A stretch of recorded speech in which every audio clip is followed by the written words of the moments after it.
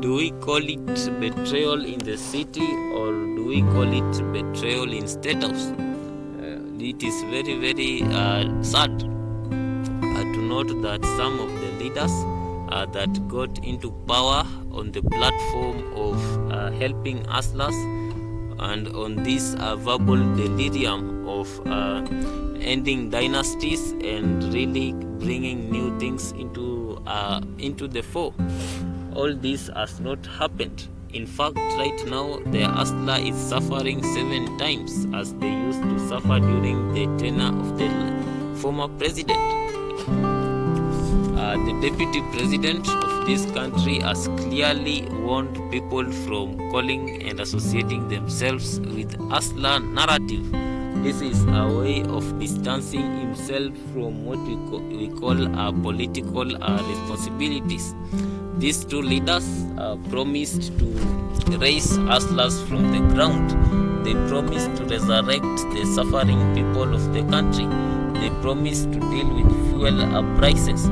But right now, as they are in power, they are silencing the opposition and finding ways to make life unbearable for the normal mwananchi. So the question is this: did the Kenyan voter make the right decision in choosing this government? Is a government that denies you and really turns its back on its promises a good government? And to make the matter worse is that most people of the government do not want to be accountable. They do not listen. They only want Kenyans to listen to what they want, and they do not want to listen to Kenyans. Remember that leadership is really a skill that requires someone to have a listening capacity, not only to act on their own whims and on what they think is right.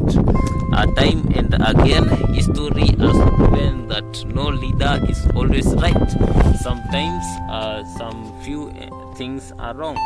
A political opposition is part of the political process, but we also have what we call the larger good, because at the end of the day, leadership is created to solve societal problems, to solve the problems that exist in society.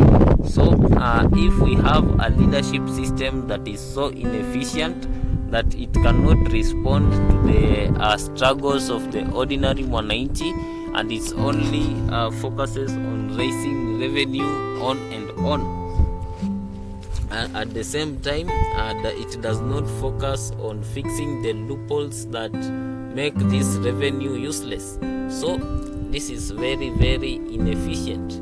It is better to have a government that is doing nothing but is focusing on the bare minimum. A human beings requires very, very few basic necessities to function. A government should focus on these things instead of promising heaven and delivering hell to the people. So definitely most hustlers feel betrayed. They really feel that the government has let them down.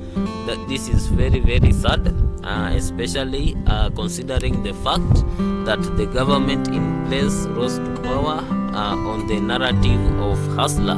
The hustler narrative gave the government power, and right now it is hustlers that are being chased out of business by economic difficulties and economical uncertainty.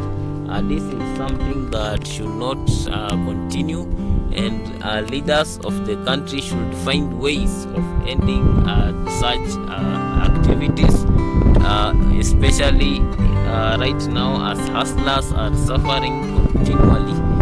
Thank you for watching this video. Like, share and subscribe.